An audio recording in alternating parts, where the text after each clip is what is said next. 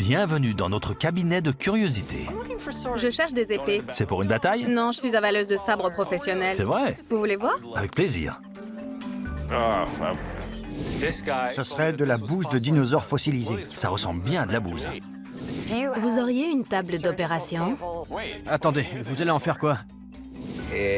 Ça ressemble à un os de visage de bébé préhistorique.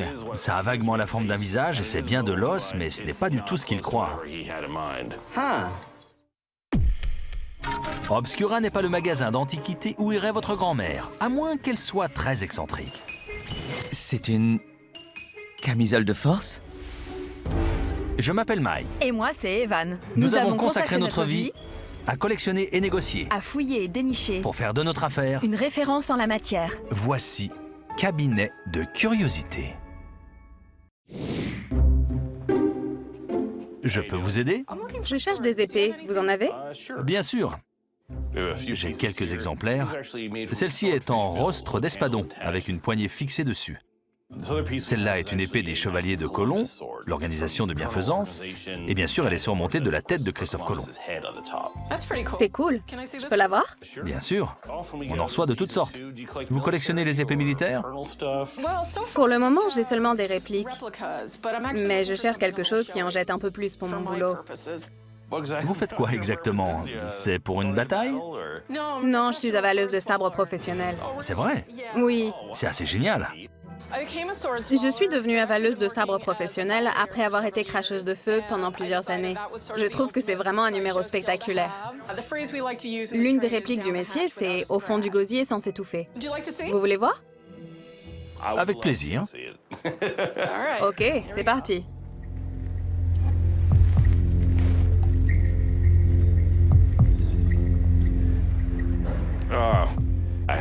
J'ai un réflexe nauséeux très prononcé, alors quand elle s'est enfoncée l'épée dans la gorge, j'ai senti la mienne se serrer et mon 4 heures remonter.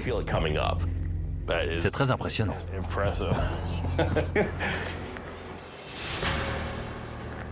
C'est incroyable. Et je crois que je vais vomir. Merci. Mais comment vous faites ça? En gros, on fait une série d'exercices qui désensibilisent les réflexes nauséeux. Tout le monde ou presque connaît celui de la gorge.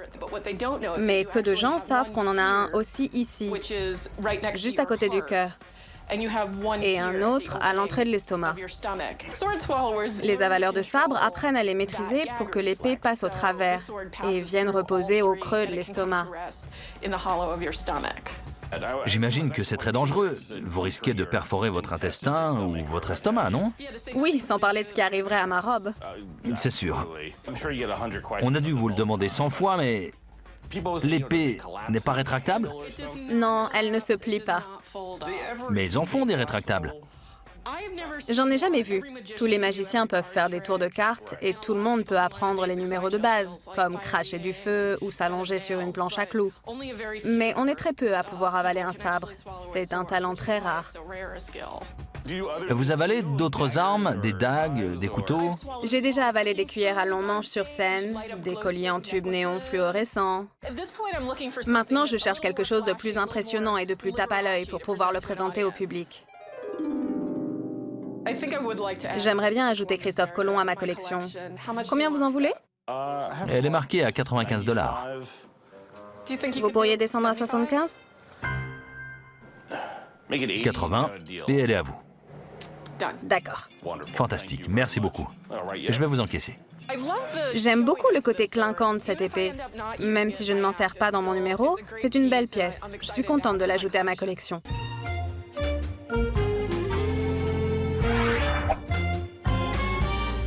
Bonjour. Contente de vous revoir. Quoi de neuf? Pas grand-chose et vous? Je connais Evan et Ryan depuis quelques années. Je passe souvent à la boutique parce qu'ils ont les trucs bizarres que je cherche. Est-ce que par hasard, vous auriez une vieille table d'opération ou une table pour la toilette des morts? Le genre bien lourde, en métal? Robuste. Attendez, vous allez en faire quoi? Je vais la mettre en scène dans une séance photo pour ma ligne de vêtements, histoire de faire le lien entre mon ancien métier et le nouveau. Vous êtes styliste maintenant. Ouais. Vous avez arrêté les embaumements? Enfin, c'est pas mal comme transition, de l'embaumement à la couture. J'ai été thanatopractrice, ensuite mannequin et maintenant, je suis styliste. Puisque je sais suturer un cadavre des pieds à la tête, je peux bien coudre une robe. Parce qu'on coud la bouche quand on embaume un mort, non? Non, mais c'est ce que les gens croient. En réalité, on colle les lèvres. Ce qui est intéressant chez Laura, c'est sa passion pour l'art, que ce soit l'embaumement, le mannequinat ou le stylisme. On a une table de médecin au sous-sol. D'auscultation? Oui, mais vous voulez une table d'opération? Oui. Vous croyez que vous pourriez m'en trouver une? Je pense que oui. J'en suis même quasiment certain. Le problème, c'est que j'ai pas beaucoup d'argent. Oui, elles sont assez chères, surtout quand elles sont anciennes, malheureusement. Ouais. J'avoue que ça va pas être simple de trouver une table qui corresponde aux critères de Laura, surtout à moindre coût. Mais j'ai foi en vous. Si quelqu'un peut le faire, c'est vous. C'est très gentil. On va voir ce qu'on peut faire. C'est parti. Allez.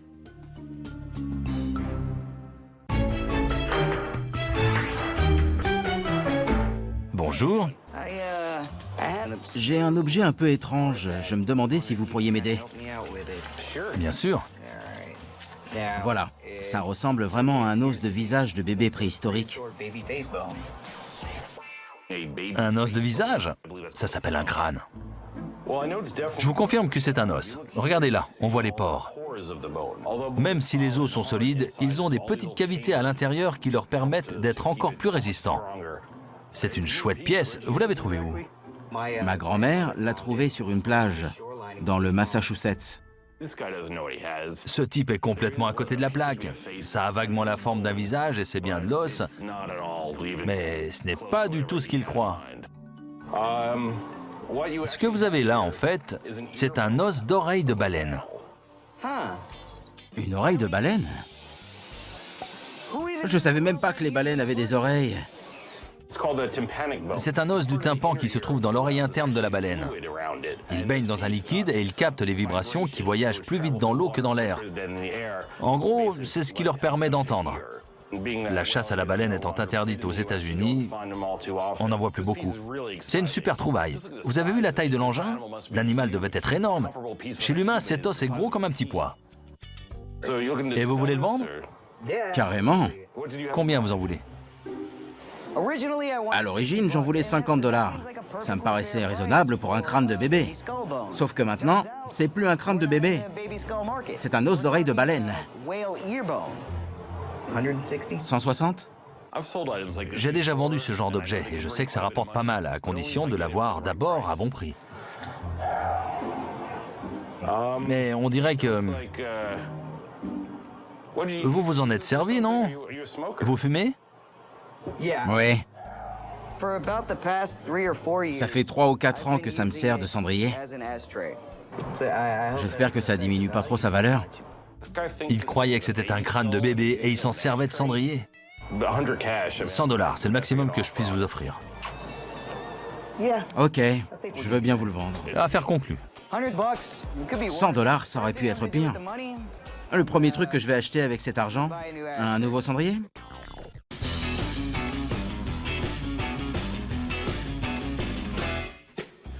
On cherche une vieille table d'opération ou d'embaumement. On nous a dit qu'il y en avait une dans un marché aux puces de Brooklyn.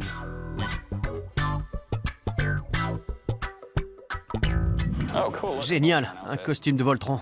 Oh, j'ai jamais aimé. Trop moderne pour toi peut-être. J'ai jamais été fan de robots.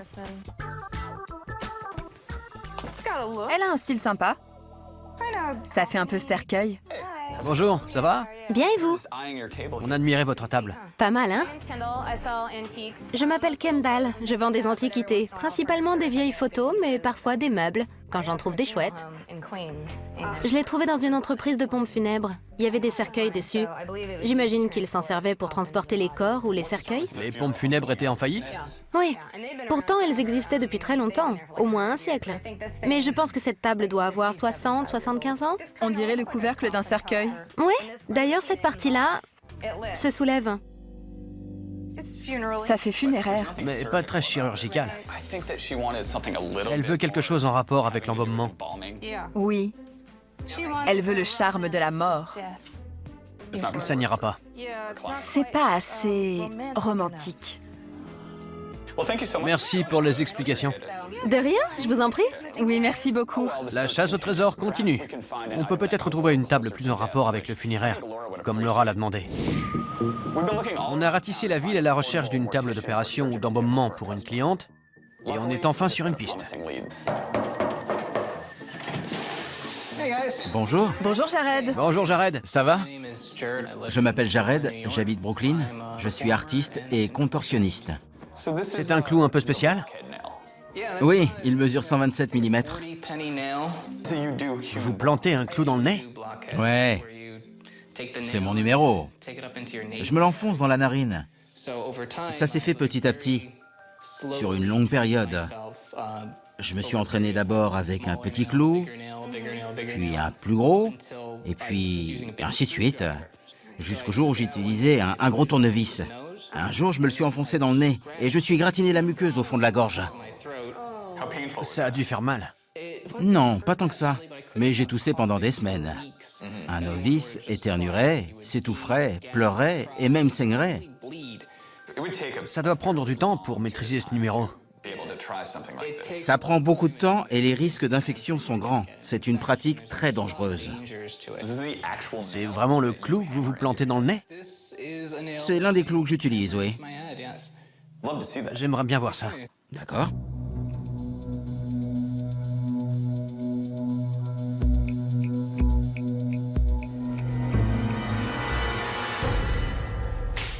Et voilà. C'est magnifique. C'est très beau. Vous voulez le retirer? Merci. Vas-y, Evan. Très bien. Et sinon, vous vendez une table un peu spéciale? Oui, j'essaie de vendre une table de thanatopracteur. On aimerait la voir. Je voulais me servir de cette table pour un numéro de contorsionniste. Mais en fin de compte, j'ai déménagé et j'ai plus vraiment la place pour la stocker. Alors j'aimerais m'en débarrasser. La voilà. Une table réfrigérante. Une table réfrigérante portable. Il y a marqué 12 avril 1881. C'est la date de fabrication. Un des premiers modèles. Vous dites que c'est une table réfrigérante? Quand l'embaumeur arrivait chez les gens, on plaçait le cadavre parfois encore chaud sur cette table, avec un bloc de glace en dessous. Ça faisait office de cellule de conservation des corps. J'en savais rien. Ce n'est pas une authentique table d'opération, mais elle a bien le côté morbide et funéraire que veut notre cliente. Et en plus, elle est portative. Alors, combien vous en voulez? Je ne sais pas vraiment combien elle peut valoir. Elle est très travaillée, elle est ancienne, et elle a une sacrée histoire. Pensez à tous les corps qui ont été exposés dessus. C'était pas n'importe quelle table, hein. J'espérais en tirer dans les $250. J'aurais plutôt dit 100 $. 100? C'est un peu trop bas. Qu'est-ce que t'en dis? Je propose 100 $ et vous pourriez passer à la boutique, voir si quelque chose vous intéresse. Un peu comme un avoir de $50. Par exemple, on peut s'arranger. D'accord. Marché conclu. Génial, merci Jared. On a eu la table pour une bouchée de pain. J'espère qu'elle plaira à notre mannequin embaumeuse et qu'on en aura terminé. Merci beaucoup. Merci, à bientôt. À bientôt.